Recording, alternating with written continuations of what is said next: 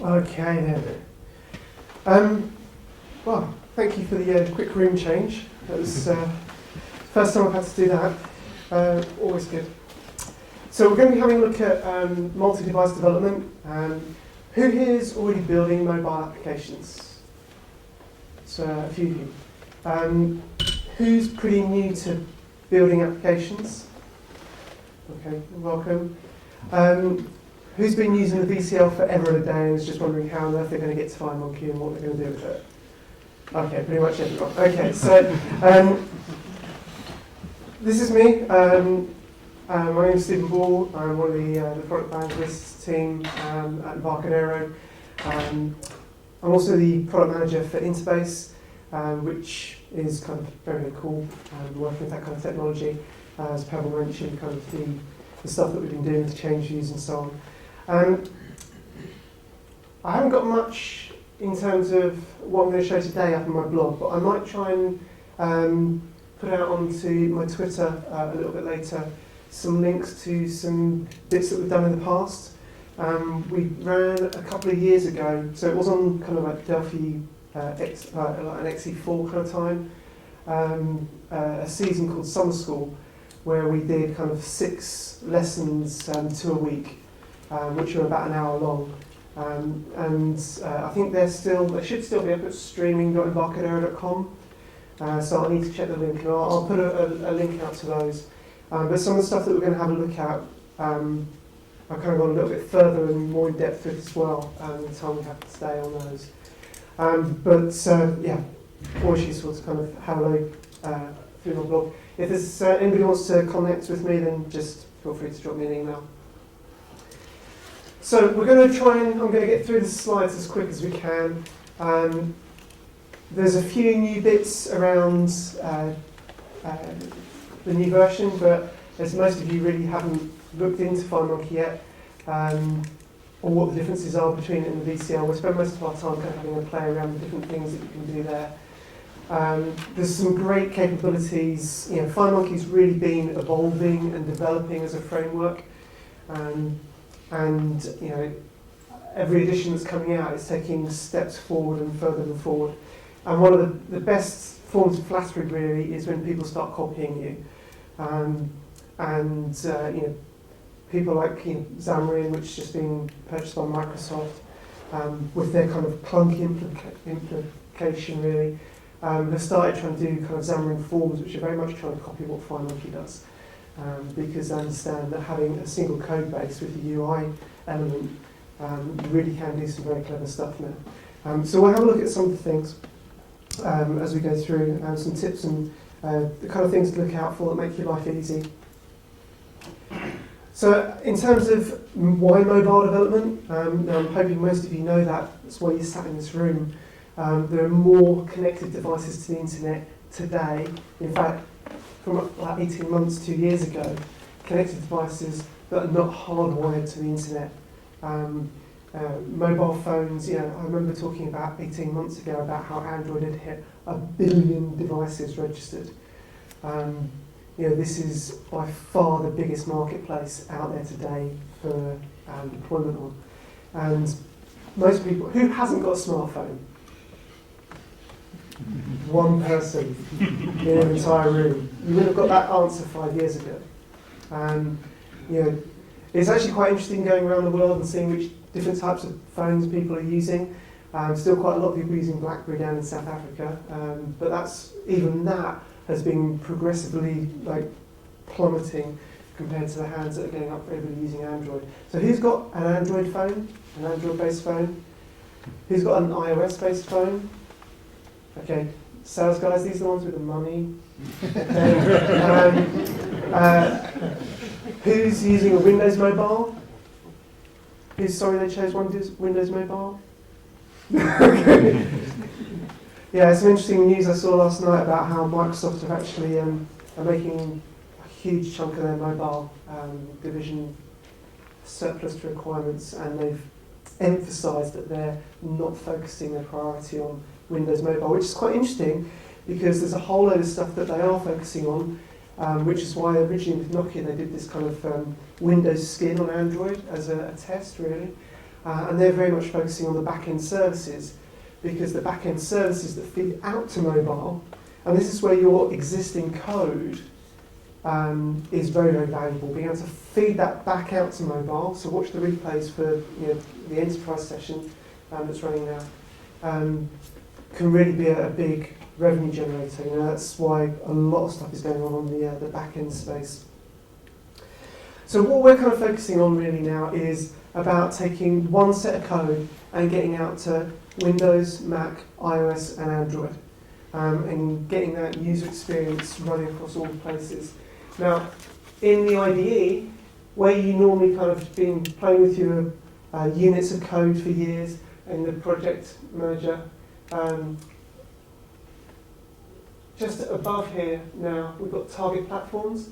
So we have the Win32, Win64, which came out obviously around XE2 time. But we now see we've got a whole plethora of Android and then iOS. There's two versions for iOS, 132 and 164. To submit anything into the App Store, you need to submit a 64-bit version. But if there's people out there who have got older devices, then you can, and it's automatically set to, it will actually build the 32-bit version, and it does a universal binary to submit that through. So you actually, rather than having to have a 32 or 64-bit depending on the device you've got, it's all within the one bundle. Now, the cynics say Apple did that because they wanted to make more money by people running out of disk space quicker by having both applications on the devices everywhere.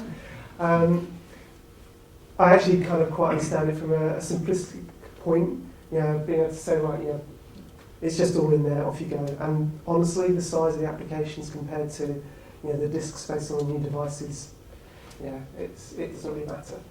Now, the great thing is that you guys have been working with objects and your code for years, and that same strong model comes across to mobile here, and that's a real big thing. We're the only native platform, development platform that's able to give you that. It's quite interesting talking to some of the Microsoft guys who have been using things like Xamarin, where they want to develop for iOS, and iOS has to be compiled. They can't use the Java runtime engine inside it, which is part of the bloatware that goes with the Xamarin option. So they're really limited in the language choices they have. They can't use generics and a whole load of other things, which most of the .NET samples kind of are based around. So having full language support across all platforms is just something we take as granted, but it is really powerful for us. Now, in terms of the development time, we have some of the best in industry, and this is really leading the market in terms of what we're doing. Being able to design it once in the IDE and then see it out onto the multiple different kind of platforms as you're building it, we'll have a look at that, is very, very awesome. And also now within 10.1 Berlin is the new on-device preview, which is the next step on. So rather than having like a screen that you can see what it's going to look like, you can actually plug in multiple devices around and physically see it as you design it. So as you're putting things down, your app on your iOS or Android device can be connected. It uses app tethering to connect to the IDE. So it just needs to be on the same network, or you just need to be on the same subnet and then tell it where to go. Absolutely awesome being able to just kind of drop things down and then see platform by platform how it looks. So basically you launch the app and then it scans the network, finds the IDE, you then click on it and it then opens it up. Unfortunately, because there's a whole load of ports blocked, I can't actually do it, and I've been struggling to try and get it to set up here this morning, but you'll just have to take my picture for how it kind of works. And it's great, and the one thing that's really cool about doing this and having different devices sat there is you can start seeing how the platform services, which are part of the FireMonkey framework, are actually doing work for you. So there's design patterns that are very specific to iOS and to Android. So if you think about iOS, you often find the tabs are just kind of little images along the bottom that you select. So we can see that the tabs aren't showing at the top here, they're actually at the bottom. On Android, it's the other way around. Their default is at the top. So we can see here they're along the top. On Windows, they're along the top, but they're not full width. they're the default size. Now you can override that and you can say, I always want it at the top, or I always want it at the bottom, or the left or the right, or use the platform to dictate where it goes. So the great thing about doing that is that the experience you're giving your users is what they're feeling comfortable with, because that's how everything else is on that platform, without having to put code in to say, if it's Android, make the tabs top. If it's iOS, put the tabs at the bottom. It'll just do it for you automatically. So that is really, really cool. And being able to see that and how it lays out, because that can make adjustments to how you want to kind of visually place things down. Really, really cool. And that just cuts down the development time for having to kind of cycle things out to different devices all the time. Okay, one of the other things that has been kind of growing in the offering has been the ability to have a mix of native and platform rendered controls. So one of the big things with VCL is that it's heavily tied to Windows. Okay, so it's using Windows API calls to call stuff underneath to be able to go and display things out. Yeah. That's why it can't go multi-platform. It's just too heavily tied into Windows. The FireMonkey framework from the ground up has been built using a set of basic primitives. And those primitives then form up all the components. So we'll be able to have a look in the styles at how we can actually go in and add components into that base style that's been built. And because it's only using a baseline set of primitives like text, rectangles, circles, triangles, those kind of things, whenever we move to a different platform, all we need to do is make sure that we've got the code to make sure they render properly, which enables us to get to other platforms a lot quicker. Now, the great thing about doing that is we can obviously we can do the kind of things that we want to do with them very quickly and easily. But because they're not the native controls, there's sometimes a few little things that you lose out on. You can still do cut, copy, paste, and it looks the same between kind of a native and a rendered one. But sometimes there's kind of additional things, kind of go and do a search lookup or something that's been added onto iOS. So on a number of the controls, if you have a look for the control type, it will default to styled, which means it will be one that's just purely drawn by the primitives that go cross-platform. But we've been adding in more and more the ability to actually say, right, I actually want this to be a platform control. And rather than using the FireMonkey engine, it will actually generate a native control and put that on the UI for you instead.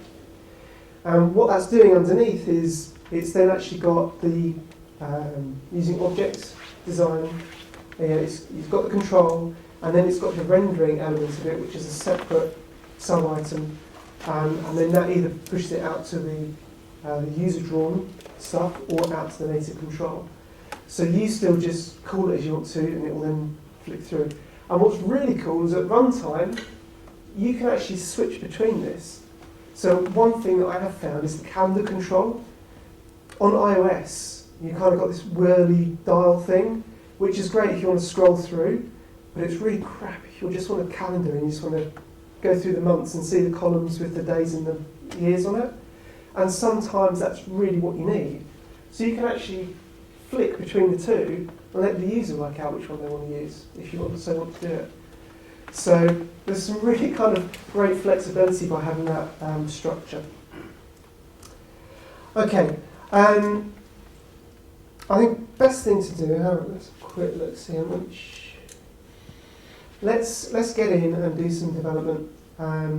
Let's have a look at the kind of the whole Fire UI side of things.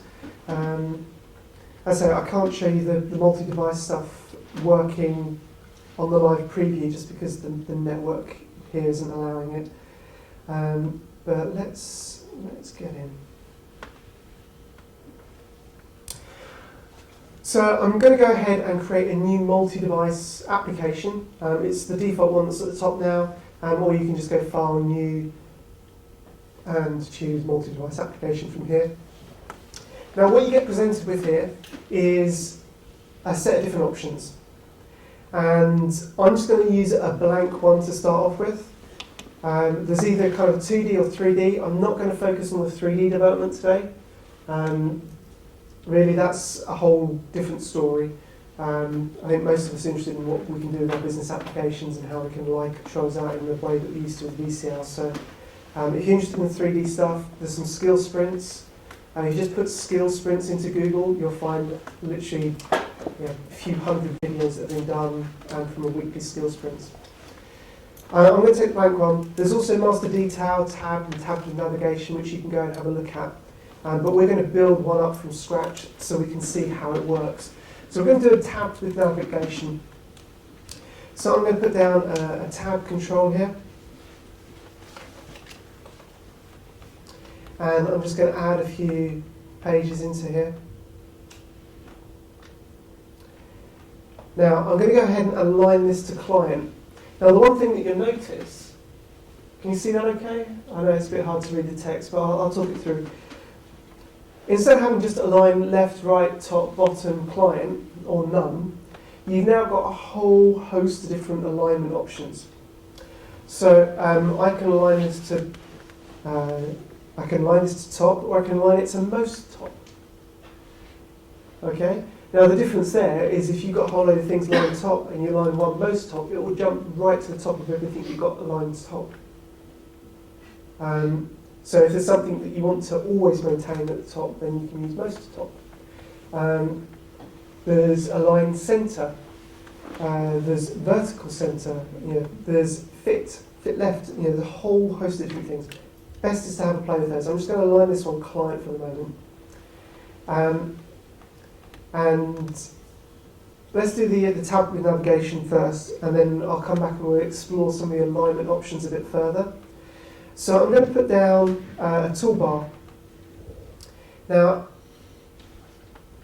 just for this example, I'm going to use two toolbars, one for the top and one for the bottom. And what we're going to do is we're going to get a list of people in here, and when we click on one, it's going to navigate to some detail for that person. Okay. So first thing I want to do is I'm going to actually put a label in the top control here. And I'm going to go ahead and align this not to client, I'm going to align it to contents. Okay? Now what contents does is it says, right, align this to my parent's boundary. And the reason that's important is because we're going to put some navigation buttons in later. Now if we put some navigation buttons in aligned left and aligned right, then as I change the controls that are available, it's going to shift where that content would be, yeah, if it was VCL. But I don't want it to, so that's why I'm going to use align contents rather than client.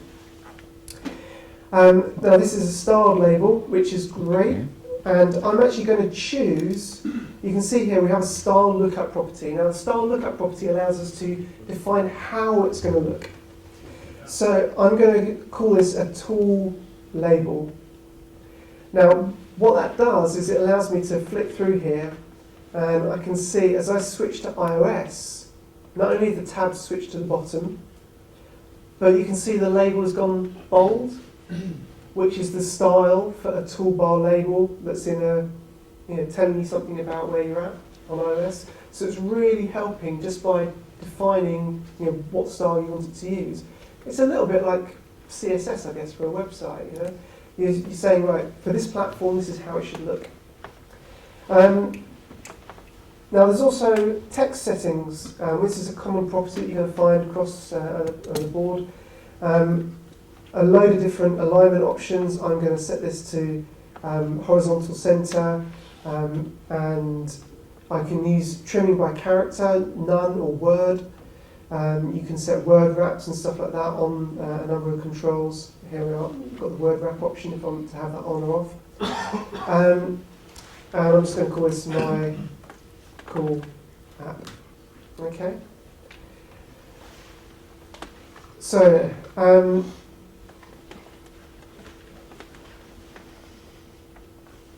let's take this this tool, this tab item, and I'm going to go down to the style lookup again for the tab item, And we can see here we've got a whole load of different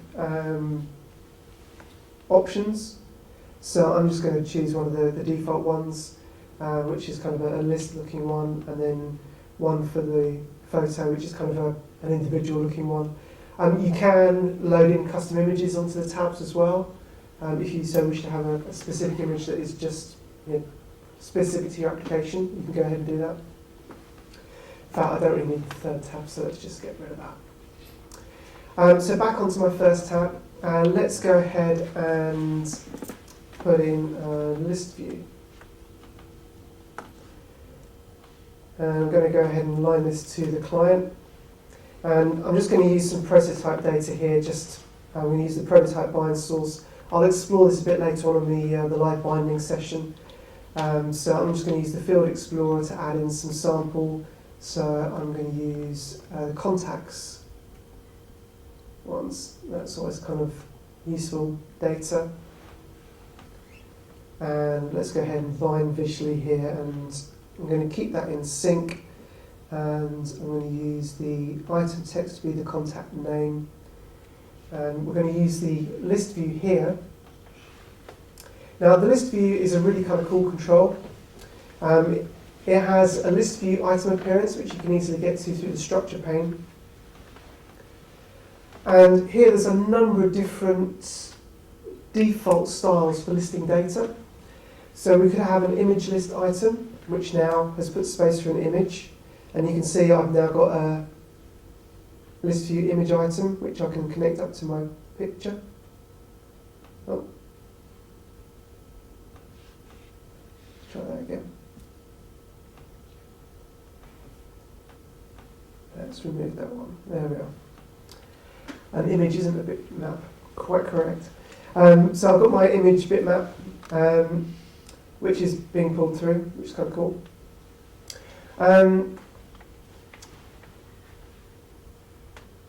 We've now got our accessories showing.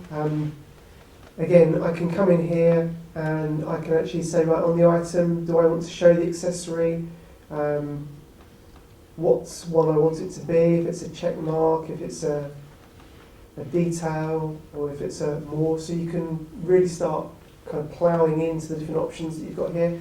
And you can also set that using live bindings as well. That becomes a little bit more complicated, and we're probably more for an advanced session with live bindings. But we can see here now, basically we're going to click on this, it's going to move somewhere. So what I'm going to do is I'm going to go ahead and I'm going to go add an action list. Now we're all used to action lists, they're great useful things. In here now we've got a whole set of new standard actions that have been added. There's a whole set for live bindings. So I'm going to add the prior and the next. I'm also going to add in here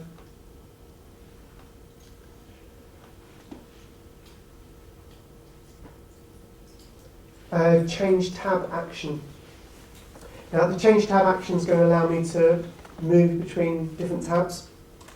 There's a next tab, a previous tab, or you can use the change tab action if you want to specify, if you've got lots of tabs within a control. You can also actually do that in code as well, but I'll just do it through an action here. Now, when it comes to doing cross-platform work, a couple of things that are quite common is wanting to share things as well. So if you're taking a photo, sharing the photo, there's actions in here for showing the share sheet action, which allows you to go and share something, or taking a photo from the library or from the camera. So there's a whole load of stuff within the actions that are really, really useful. Dive into the samples. I'll show you where they are in a bit, but dive into the samples for that. So the change tab action, I can literally say on here I want to normal direction, so that will, if the tab is further on, it will kind of slide it in. If it's further back, it will slide it back. Custom text, if I want to put some text on it, I don't want to for this one. All I'm going to say is that the tab that it's going to change to is my second tab item. And it's going to do it with a slide transition. Okay. So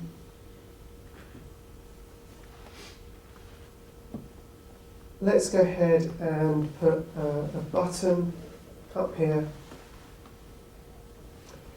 And we're going to align this to the right. And you can see that my call up is now still on the contents. It's not actually overwritten anything. And I'm going to change the style of this button.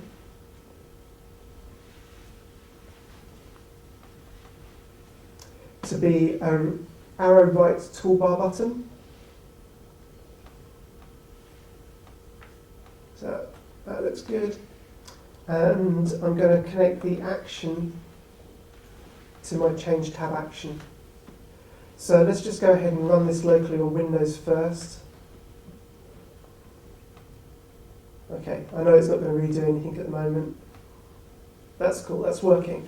Now, what I want to do is actually add the on-click event to do that. So there's a number of ways to do this. I'm just going to use a different way, just so I can show you something different. So I'm going to use the on-item-click event. And here I'm just going to tell my tab control 1, which obviously I've named really sensibly for making this project very easy to work with later on. I'm going to tell this to set the active tab with transition. So it's going to go to tab item 2, and I can then specify the tab transition, and I'm going to do this with the slide as well. I don't need to put the option in there for how it's the direction. So if I now click on Adam, it's now going to go back. And if I end up back here and I want to go back through, I can use that, or I can just click on the item. It's a demo to show you the different stuff rather than being perfect design, okay? So let's go ahead now and just put something on this second page so we can see that it's actually working. I'm going to go ahead and copy that toolbar because it's pretty cool. Let's put this button on the left, and in fact, let's just get rid of it from the first screen. We've seen it there. It really doesn't add anything to the UI. So we'll make this the back button here. So align it to the left and use the arrow left tool button, funny enough. And all we need to do now is just update the action to change to the other tab. Now, I'm just going to use live bindings here to link to a new control. I'm going to put down a T-edit. Now, the live binding here is the contact name. So I'm going to add a control label. And I've now got edit contact name as a control being added to my form. I'm going to drag that onto my second tab.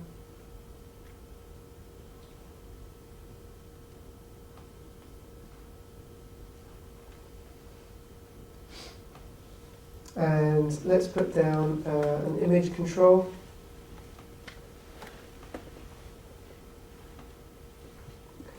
And connect this up to the picture.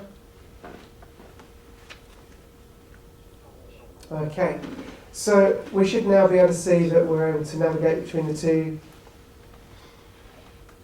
Mark Anderson, let's navigate back, Adam Brown, and that's cool. Let's find somebody else, Steve Moore. And we can now put something in on the phone dialer to call the 1980s and tell them we found the hairstyles.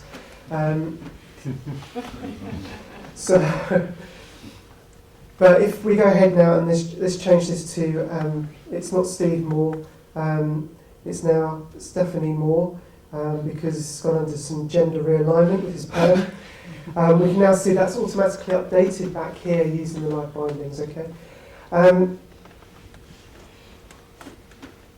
So, okay, we're getting somewhere with our app. Now, what's this going to look like on mobile? Now, the multi-device designer has the ability for us to kind of get in here, and you can put this onto a separate window. But we can see how this layout's working even across devices of the same type of different screen size, and it's not particularly good so far. So we can start using some of the alignment options here. So let's make that a bit bigger. So let's try and set the image to be alignment to the center. And that's kind of looking okay. And let's align this one to the top. Now that's kind of pushed the label up above where we really want it to be. So how do we deal with that? Well, one really nice way of doing it is using the margins and the padding. So the margins, I can actually say, well, give me 30 from the top. And you say, notice what happened there? As it moved, the whole centre moved, it's realigning everything. We can now see over on the right hand side how this is actually looking on the different devices, and that's looking pretty decent. I don't like the fact that it's touching the edges, so let's just give it 5 on each edge. That'll bring it in a little bit. But we're able to see exactly how that's going to look. Now, if we wanted to do something different for a different type of platform, then we can start using the additional parts of Fire UI, which allow us to start defining specific user interfaces for specific device types. So I could say, actually, on the iPad, I want to have a different kind of layout. So with my controls, I can now come in here and I can say, actually, I want this to align most top.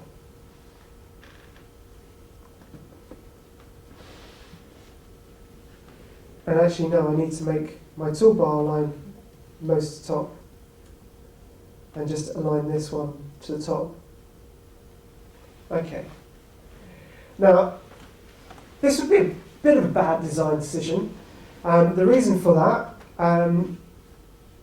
it's a tablet, so we'd probably get away with it. But as you add more stuff to the screens, one little tip around mobile UI design, if you've got any controls that the user's got to put input on, put them at the top, because when the virtual keyboard appears, you've got less work to do. All right? What you can do is you can put a layout on there, and you can then capture the keyboard's been activated, and then adjust the position of the layout to make sure that the control that they're focused on is actually visible and they can edit. And there's a sample showing you how to do that. I'm lazy, okay? I put my edit controls and stuff at the top of the screen to make life easy. So that's just one little kind of little tip. I can also just make this label a little bit bigger. Cool. And the other thing I can do is once I've got a layout here, I can actually rotate it round in here to see how it's going to look. If I want to get rid of it, I can then just remove it out by hitting the cross. But if I make any changes in here, so for example, let's go ahead and change this to my cool iOS app. When I go back to the master, it's not being modified. Okay? If I go ahead and you see I changed the size of the label in there and it hasn't been modified. If I go ahead and actually, let's just make this a little bit bigger on the master, and let's go ahead and change the font to red. If I go back to the iPad, you can see that that has come down from the master. Yeah, it's been descended, it's kind of come down as I add new controls on there, appear here automatically. But it allows me to have a certain amount of flexibility. Now, the other thing that you can do down here, which is pretty cool, is you can start doing specific events. So you could do a specific on exit event and just put show message iPad. And because you've done that in the child view, that's the only one that's actually going to use that for. So if you want to have specific code that you execute depending on specific platforms, you can actually achieve that as well using the kind of whole Fire UI design thing. Okay, so that's probably some of the path less travelled that you'll see on the demos for bits. But I hope you find that useful as you kind of go around. Okay, so how long have we got? About 10 minutes. So let's Let's have a look at a couple of other things that are quite useful. I'm going to go back to my master, and I'm just going to add a couple of additional fields in here. They're not linked up to anything, and in fact, if we get rid of the labels, we're not going to need those either. And because I've copied and pasted them, they've got the margin on. So let's just get rid of the margin. Maybe a 5 margin will do. Okay. So the first one here, I'm going to go ahead and put nothing in, but I'm going to use the text prompt property. Now the text prompt property allows you to specify what the control is for without having to put a label against everything. Real estate is quite limited as you build mobile device applications. So being able to use things like the text prompt is a really nice way to be able to tell the user exactly what they need to do without having to take up the space of the other things that you don't want to get in the way. And also if they completely empty the control, it will just revert back. Now, because I've made this an email address, what's really cool is I can go to the keyboard type and I can say, this is an email address. That's going to change the keyboard that's displayed when a virtual keyboard is popped up. Now that makes sure that the @ sign is there. These are the small little things that make a big difference in terms of the usability of applications. Okay. Let's put in here, let's change this to a number pad or phone pad. There we are. And we can go ahead and put a text prompt of give me your digits, baby. Okay. So as we go and run this, it's not going to do anything on this platform here. But let's go ahead and run this out onto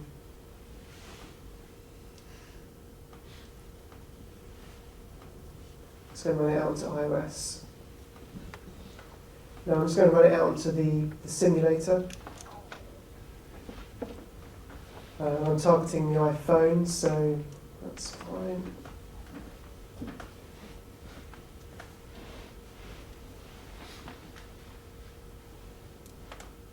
So what I've done here, I've hit run in my IDE, and I've got something running on my Mac.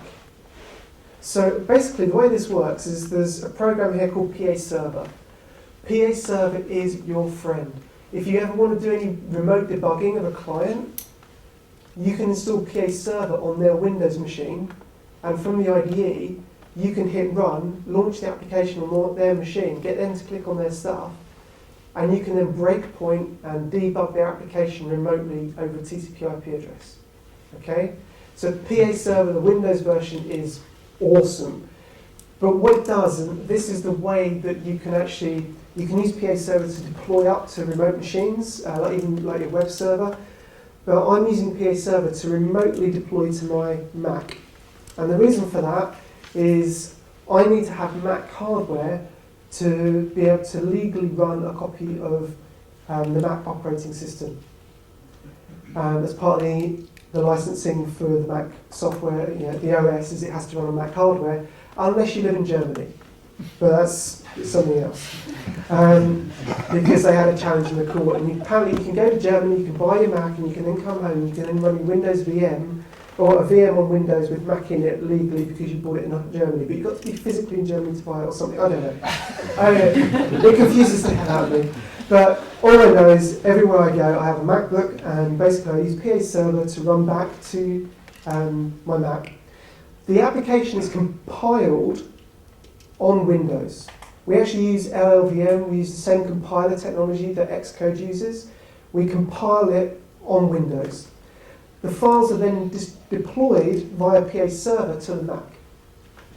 What happens on the Mac is it then uses the libraries that we need to use to code sign the application to say we are genuine, we built it, because we're using the authentication chain from Apple for verifying our application build. And it then deploys it. Okay? So in terms of the whole deployment process, it's exactly the same as the Xcode guys would go through. You upload it through the same place, it's just built and compiled, and then you just pick it up from your Mac. So if we go and click on the email address here,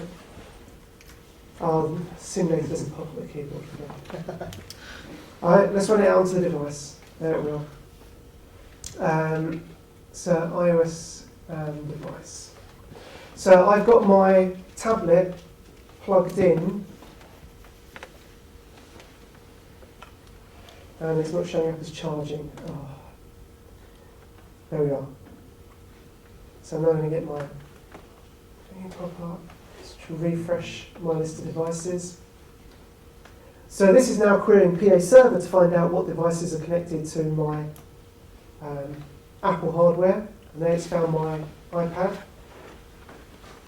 And I've got 3 build configurations here. One when I'm building for the App Store, one when I'm just doing a development build, and one which is an ad hoc build which you can then, using certain internal stores, kind of get deployed out onto somebody else's device who's part of your internal team.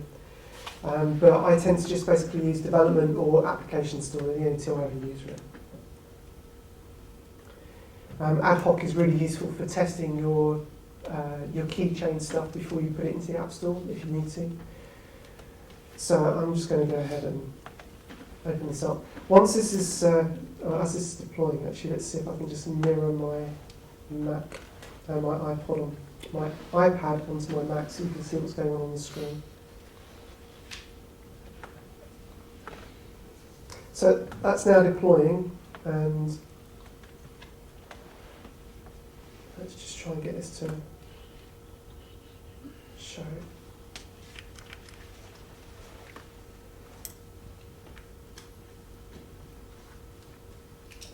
Okay, this was working upstairs, and changing the network has seems to have.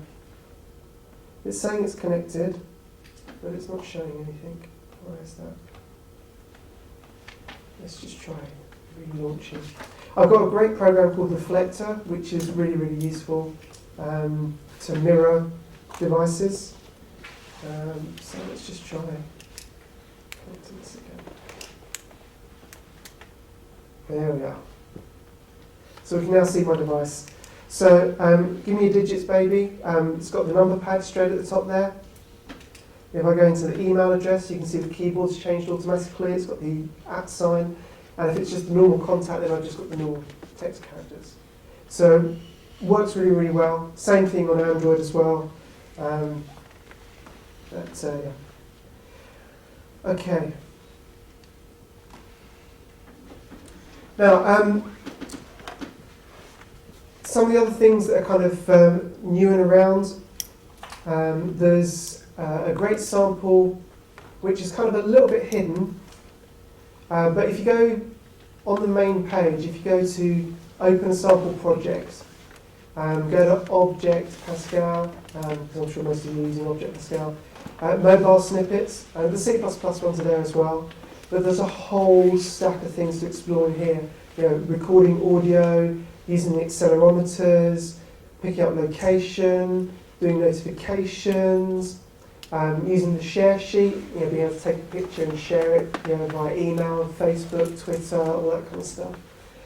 Video playback, using a web browser inside your application, using the camera roll, you know, date pickers, you know, loads and loads of stuff. Also have a look in the multi-device sensors samples. For some reason, this sample is in Device Sensors and Services address book. There's things in here for using the map, the flashlight, using app tethering, whole different things. So in the address book one, birthday reminders, what this does is it's a sample that basically takes your address book and then goes through the address book and finds people you've got birthdays for, and then puts them into chronological order for you, so you can see whose birthdays are coming up next. Which kind of, it's not a function that's part of the address book, but it's a sample that you can go play with. So I'm just going to literally run this out onto my iOS device.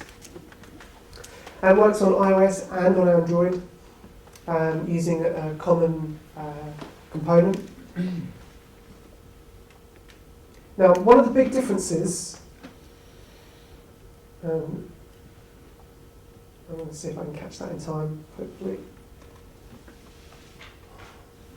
Okay, it's now trying to deploy that out onto my device. Hopefully, I've just deleted an earlier copy I had of my tablet so we can see something slightly different. Now, I'm sure most of you who've got iOS device, well, the handful of you who have, are used to seeing this pop up. Application saying, I want to access something, is that okay? And I'm going to say okay. And I don't want to send birthday reminders to everybody at the moment, but that's fine. So I can see, like, in terms of the people who I've got birthdays coming up, it's David I's birthday in 18 days. A lady called Mary Reid in 28 days. So two very important IT pods actually. But that's just kind of from using the address book component. This is a nice multi-threaded example, maybe not the most efficient rendering code, but it's a really nice example of doing some multi-threaded stuff as well. So the way this works, you have the address book component, you just pop it down. This is something that's new. There's two basic callbacks that you get. On external change is to tell you when something's changed in the address book externally, so you can then go ahead and go, oh, I need to reload my address book contents. And on permission request. So the on permission request allows you to know that they've clicked OK or they've hit not allowed, and then you can change your UI accordingly. It's also very, very useful for Android, where the whole deployment is very, very different. And this is one of the key things that you need to be aware of. On Android, you need to be able to go to Project, Options, and you need to set the use permissions. Okay? Now these get deployed with the application, and you'll be used to seeing these as you install applications. It says, this application wants to use this, and this. And you go, why on earth does it need to use that, and that? What information are they stealing off my device through this pretense of this free application? But yeah, basically you need to come in here and set up what you want it to use. So if you're going to be using the internet, you need to say this application uses the internet. If you're going to use any of the network connections, even if it's without tethering, you need to use the internet option. If you want to access the flashlight, which is part of the camera component, then you need to say that you actually want to be able to access it, otherwise you can't access it. So it's important you set those up. Under the use permissions, if you set things up on the all configurations, it will be used by the debug and the deployment, the release configuration. If you set it up on only a specific one, then you might need to remember to go and set it up on kind of the release build as well, if you're on the debug build. That's caught me out once or twice because it defaults to where you currently are at. So just make sure you select all configurations. Okay. Yeah, I was showing you how the address book works. So basically, the form create here, or the form show, just calls addressbook.request permissions. And that then asks the application to get permissions to be able to access the address book. It will then immediately return back if it's on Android, or after the OK button if it's the first time it's run on iOS, because it stores the permission. It will then return back that it's OK. So you then get the event that says, oh, we've got an external change. So you get the request permissions, and you can then just say, right, if access has been granted, fill the contact list, basically. And if there's an external change, you can revert to the current changes and update. So you can do whatever you want to do with it, basically. But this example is quite nice. Also, there's you saw kind of the round circle for the images and everything taken from the address book. If you have a look through the sample, there's like code showing you how to kind of take an image and do an eclipse draw off it and just make pretty pictures. So some nice bits in the samples to play through. Okay, Now, the last thing that I want to kind of just quickly have a look at is the changes to the list view. We had a quick look at the list view earlier, and I closed the application without saving it, so let's just put down list view here. Let's put down the prototype line source. Let's add in a few different things, it doesn't matter.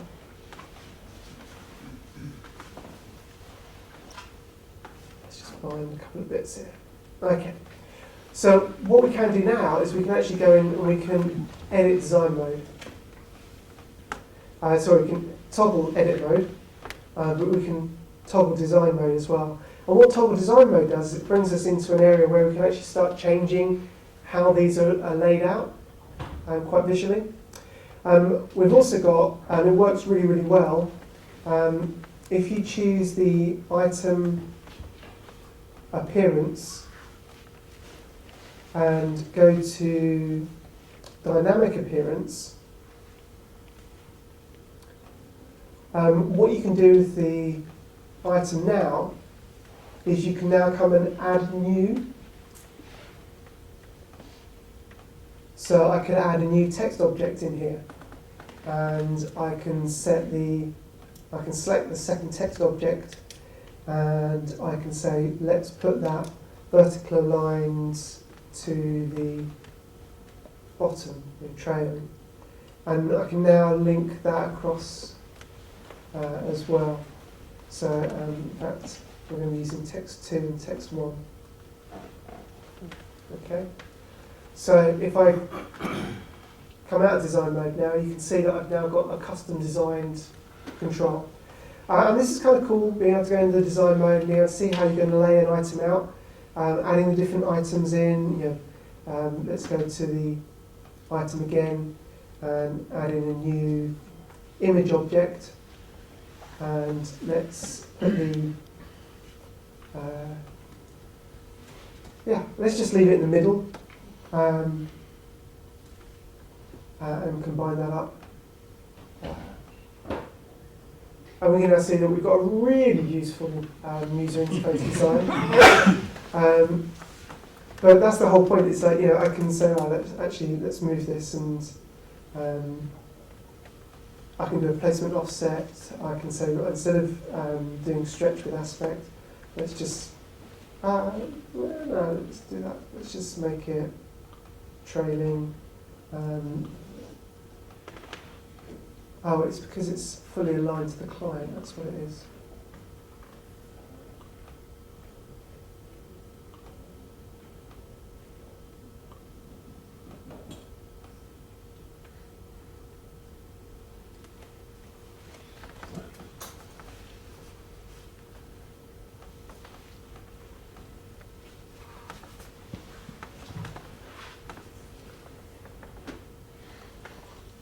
Alignment.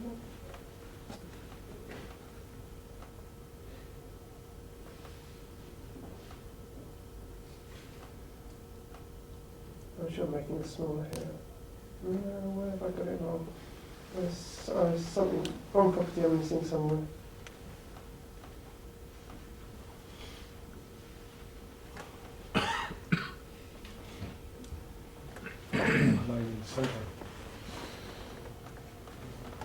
Yeah, I don't know.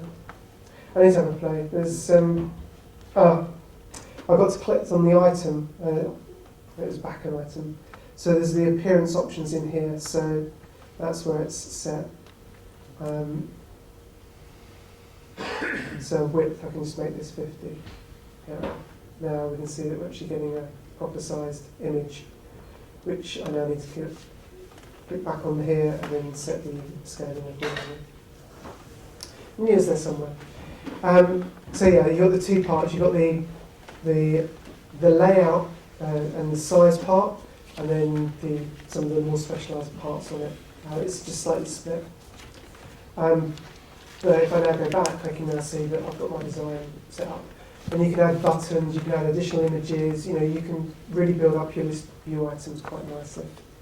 Okay, I think we're probably out of time, aren't we? Are there any questions that anybody has? Yeah? Yes, I have a couple. I noticed you don't specify a version of iOS. Isn't that necessary? No, because the styles will sort that out for me. So this will basically work with any old version of iOS if you record it. So if you, well, it was what's supported by Apple. Some of the styles will work going back, but yeah, literally, I haven't tested it for a while because I don't actually have a device left for it.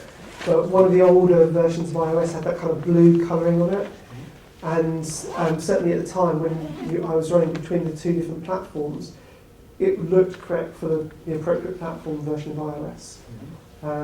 But if you actually look at the numbers, because iOS automatically updates and is basically available for everybody, the actual physical numbers still left is really minimal out of the older versions. Certainly if they were downloading anything from the app stores, they have to update now anyway. But yeah, it reflects changes, and part of that is with the styles. One of the things, on the toolbar, there's actually two toolbar styles, one for top and one for bottom. Now, on some platforms, you don't even see any difference. But on the platforms that do have kind of a little thin borderline above the bottom one, it will then show and automatically form these. So getting used to and playing with the styles and having a look at the style options is really, really kind of cool. The other thing I noticed is this designer. It looks a lot like visual forms inheritance. Yeah. I didn't ask for any file names. Does it automatically generate new form files and unit files without asking for a file? Well, basically, let me just. What it does, it creates the form, but as a difference. So it only has a bit as a separate file. So if I'm just going to throw down a button again quickly, and then go and create an iPhone screen and move this around. If I come back into my code, you can see that there's this additional resource notification here, which is .iphone.fnx.ios.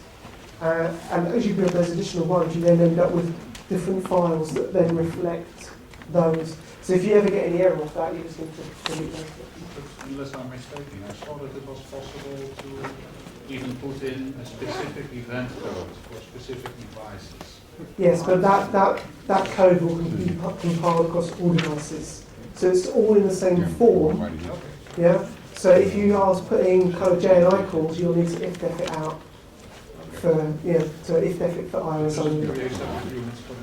So it's all one unit, but the visual part of it can be managed in separate elements. Cool. Okay, if there's other questions, find me during one of the breaks or at the end of the day. But thanks very much.